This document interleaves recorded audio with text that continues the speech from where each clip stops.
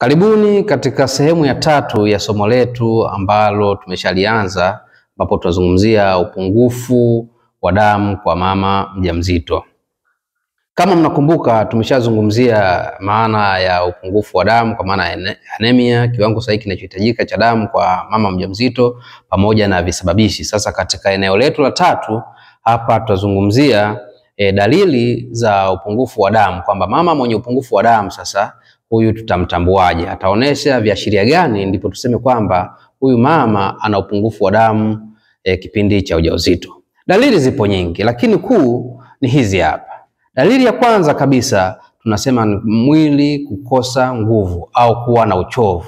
Mama alikuwa na afya yake, hana dalili za uchovu uliopitiliza, mara ghafla unaanza kuona anakuwa na uchovu. Hiyo ni dalili ya muhimu sana, kwa sababu kupungua kwa damu katika mwili kunapunguza pia uwezekano wa kusambazwa kwa oksijeni ambayo ndio inazalisha nguvu mwilini. Kwa hivyo kuona mama anachoka sana wakati wa ujauzito, yawezekana pia dalili ikawa sababu ambayo inapelekea kwamba huyu mama anakuwa na upungufu wa damu.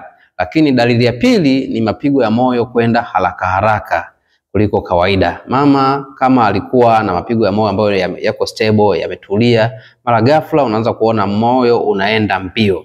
Hii ni dalili inayopelekea kwamba mama anaweza kawa na upungufu wa damu.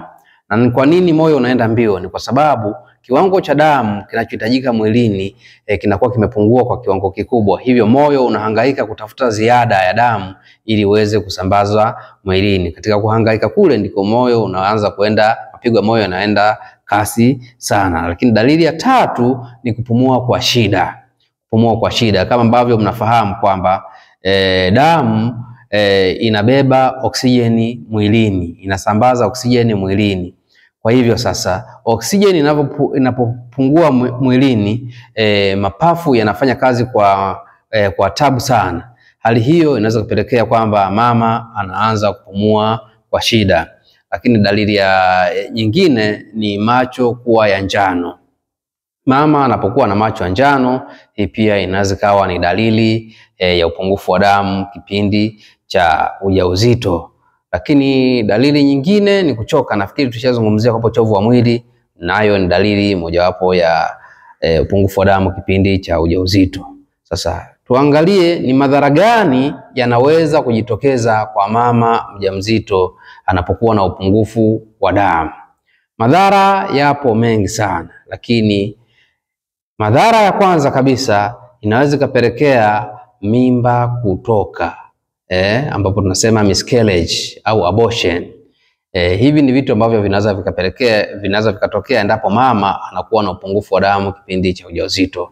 Lakini madhara mengine yanaweza kujitokea mama anapokuwa na upungufu wa damu, inaweza ikapelekea huyu mama akazaa kabla muda wake, na hivyo ikapelekea akawa amepata mtoto ambaye ni njiti.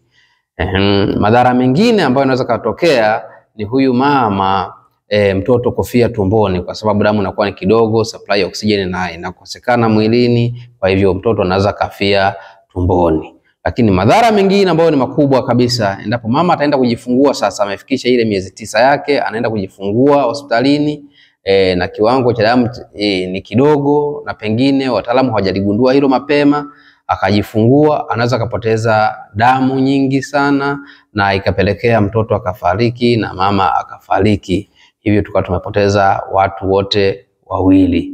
Hayo ni madhara ya kuwa na upungufu wa damu kipindi cha ujauzito. Sasa kwa sasa tuishie hapo. Katika sehemu nyingine tutazungumzia mambo mengine zaidi ili kukamilisha somo letu. Asanteni sana.